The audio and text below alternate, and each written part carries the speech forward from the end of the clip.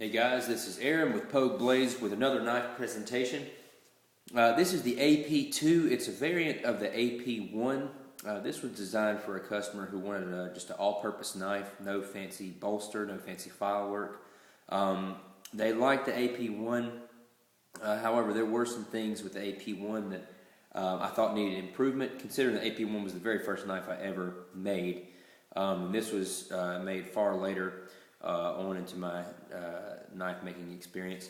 This particular knife varies greatly from the AP-1 in that the handle is shorter, as well as the blade is a little bit longer.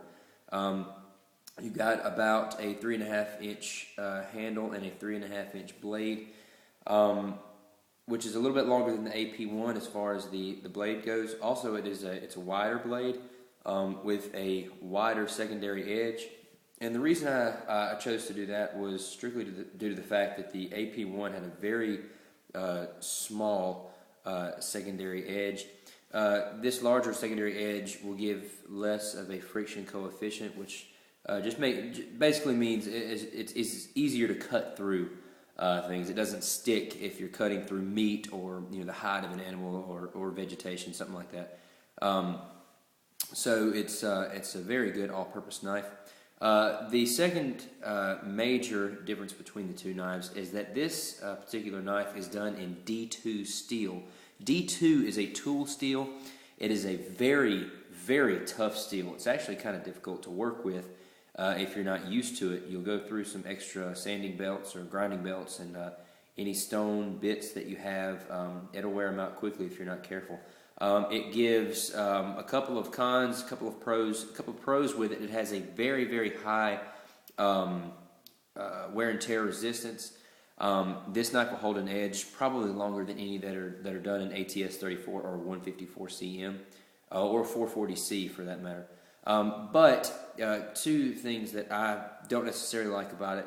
It's not a stainless steel. It's considered by some to be a semi-stainless, which means it has corrosion resistance, but not as much as an ATS-34 or 440 stainless. It won't easily rust, but it will rust easier than a purely stainless steel. Also, you cannot get a very, very bright mirror finish. It does have a mirror finish, but you can see and the camera does pick it up surprisingly, it almost has a haze to the metal. That is not a poor craftsmanship. That's actually the metal itself. D2 has what's called orange peel, and it's, to my understanding, it's the chromium in the steel, and it really gives it like an orange peel look, a hazy look. But it is a unique look. It's very, very obvious when you're seeing the knife in person that it's not poor craftsmanship. It is the composition of the steel itself. This particular knife is done in resin wood, and it's a Coca-Cola colored resin wood. I did that basically just to save the customer as much money as possible.